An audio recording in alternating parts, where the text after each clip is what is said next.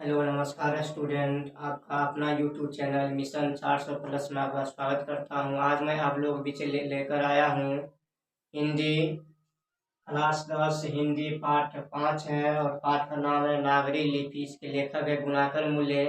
इसके पिछले वीडियो में मैंने आप लोगों को पार्ट 4 तक ऑब्जेक्टिव बताया, प्रीवियस ऑब्जेक्टिव। आज मैं आप लोग बताने जा रहा हूँ 5 पार्ट। अगर आप लोग परीक्षा की तैयारी शुरू से करना चाहते हैं तो मेरे वीडियो को अंत तक जरूर देखें और सब्सक्राइब करना न भूलें। और आप यहाँ देख सकते हैं, यहाँ पर भी ऑब्जेक्टिव बोर्ड पर लिखा हुआ है। जैसे कि पहला ऑब्जेक्टिव यहाँ पर है, आप लोग देख सकते हैं। पहला ऑब्जेक्टिव नागरी लिपि शीर्षक गुणाकर मूल्य द्वारा रचित क्या है। यानी नागरी लिपि शीर्षक गुणाकर मूल्य द्वारा रचित क्या है। आपका पहला ऑप्शन यहाँ पर है साक्षात्कार, बी है निबंध, सी है भाषण, डी है कहानी। अब सही उत्तर हो जाएगा निबंध। ये जो है निबंध एक प्रकार का निबंध है। अगला प्रश्न है नागरी लिपि निबंध के निबंधकार निम्न में से कौन है। यानी नागरी लिपि जो पाठ है इसके निबंध है एक प्रकार के निबंधकार कौन है। आपका पहला ऑप्शन है मैक्स मुलर, बी है हजारी प्रसाद द्विवेदी, सी है नलिन विलोचन शर्मा और डी है गुणाकर मूल्य। आपका सही उत्तर हो जाएगा गुणाकर मूल्य। अगला प्रश्न है हिंदी भाषा की लिपि क्या है। नहीं, हम लोग जो हिंदी में लिखते हैं उसकी भाषा की लिपि क्या है। आपका पहला ऑप्शन है ब्राह्मी लिपि, बी है खरोष्टी लिपि, सी है देवनागरी लिपि और डी है अरमाइक लिपि। आपका सही उत्तर हो जाएगा देवनागरी लिपि। हम लोग जो लिखते हैं जिस लिपि में वह देवनागरी लिपि है। अगला प्रश्न है दक्षिण भारत की नागरी लिपि क्या कहलाती है। दक्षिण भारत जो नागरी लिपि है वह क्या कहलाती है। आपका पहला ऑप्शन है देवनागरी लिपि, बी है ब्राह्मी लिपि, सी है नंदी नागरी लिपि और डी है विजय नागरी लिपि। अब सही उत्तर हो जाएगा नंदी नागरी लिपि। क्या हो जाएगा नंदी नागरी लिपि। अगला प्रश्न है 10वीं से 11वीं सदी में किस रचना ने भारत यूरोप के बीच व्यापार संबंध के बारे में बताया। 10वीं और 11वीं सदी में किस रचना ने भारत और यूरोप के बीच जो व्यापार होता था उसके संबंध के बारे में कौन सी रचना ने बताया। तो पहला आपका ऑप्शन है अकबरनामा, बी है शाहनामा, सी है पद्मावत और डी है रामचरितमानस। अब सही उत्तर हो जाएगा शाहनामा।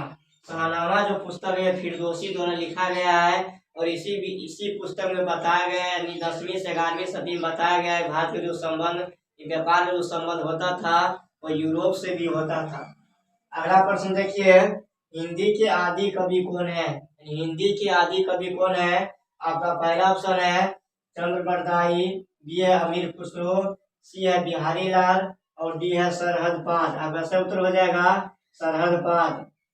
अगला है नागरी लिपि के आरंभिक लेख हमें कहाँ से मिलते हैं। नागरी लिपि जो आरंभिक लेख है वो हमें कहाँ से मिलते हैं। आपका पहला ऑप्शन यहाँ लिखा हुआ है पूर्वी भारत, बी है पश्चिमी भारत, सी है दक्षिणी भारत और डी है उत्तरी भारत। का सही उत्तर हो जाएगा दक्षिणी भारत में जो है वो नागरी लिपि का आरंभिक लेख हमें वहां से प्राप्त होता है। अगला प्रश्न है गुप्त काल से किस लिपि का संबंध है। आपका पहला ऑप्शन है सिद्धम लिपि, उसके बाद है ब्राह्मी लिपि और सी है देवनागरी लिपि और डी है गुजरात। सही उत्तर हो जाएगा ब्राह्मी लिपि।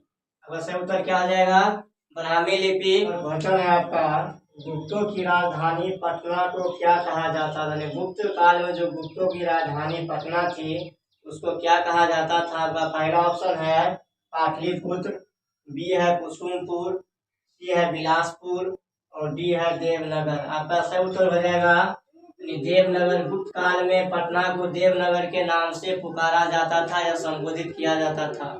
आपका अगला प्रश्न है 10 नंबर है गुणाकर मूल्य का जन्म किस राज्य में हुआ था। यानी गुणाकर मूल्य जो लेखक थे उनका जन्म किस राज्य में हुआ था। आपका पहला ऑप्शन है बिहार, बी है उत्तर प्रदेश, सी है महाराष्ट्र और डी है मध्य प्रदेश। सही उत्तर हो जाएगा यानी सी नंबर ऑप्शन हो जाएगा महाराष्ट्र में गुणाकर मूल्य जी का जन्म हुआ था। आपका 11 नंबर प्रश्न है गुणाकर मूल्य की शिक्षा भाषा क्या थी। गुणाकर मूल्य जो शिक्षा प्राप्त किए थे उनकी भाषा क्या थी। आपका पहला ऑप्शन है हिंदी, बी है अंग्रेजी, सी है संस्कृत, डी है मराठी।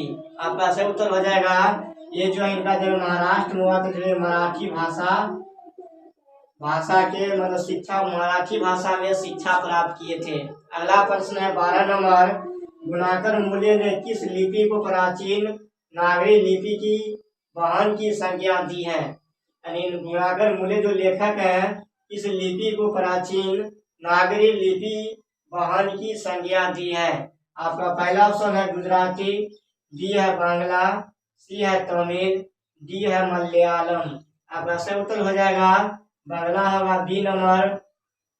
अगला प्रश्न है 13 नंबर है, गुणाकर मूल्य का जन्म कब हुआ था? गुणाकर मूल्य का जन्म कब हुआ था या पूछेगा कहाँ हुआ था, महाराष्ट्र में हुआ था, कब हुआ था? तो आपका पहला ऑप्शन है 1935 ईस्वी में, बी है 1936 ईस्वी में, डी है 1937 ईस्वी में और डी नंबर। आपका पहला ऑप्शन है 1935 ईस्वी में, बी है 1936 में, सी है 1937 में, डी है 1938। अगर सब उत्तर हो जाएगा यानी गुणाकर मूल्य जी का जन्म जो है 1935 ईस्वी में महाराष्ट्र में हुआ था। अगला पर 14 नंबर प्रश्न है, नागरी लिपि शीर्षक पाठ कहाँ से संकलित है? ये जो पाठ लिखे हैं नागरी लिपि ये कहाँ से संकलित है? आपका पहला ऑप्शन है अक्षरों की कहानी, बी है भारतीय लिपियों की कहानी, सी है अक्षर कथा और डी है इनमें से कोई नहीं। आपका सही उत्तर हो जाएगा भारतीय लिपियों की कहानी, यही से ये नागरी लिपि पुस्तक लिया गया है। 15 नंबर प्रश्न है, उत्तर भारत में विशेष स्थापत्य शैली को क्या कहते थे? यानी उत्तर भारत में विशेष जो स्थापत्य शैली थी उसको क्या कहते थे? आपका पहला ऑप्शन है द्रविड़ शैली, बी है नागर शैली, सी है विराट शैली और डी है ललित शैली। आपका सही उत्तर हो जाएगा नागर शैली। उत्तर भारत में जो स्थापत्य बनता था, जो मूर्तियां जो मंदिर बनती थी वह नागर शैली में बनती थी। अगला देखिए 16 नंबर आपका वीवीआई ऑब्जेक्टिव है, गुणाकर मूल्य की मृत्यु कब हुई थी? गुणाकर मूल्य की मृत्यु कब हुई थी? पहला ऑप्शन है 1995 ईस्वी में, बी है 1999 ईस्वी में और सी नंबर है 2005 ईस्वी में और डी नंबर है 2009 ईस्वी में। अगर सही उत्तर हो जाएगा 2009 ईस्वी में। और वीडियो अच्छा लगे तो शेयर करें और जय हिंद जय भारत।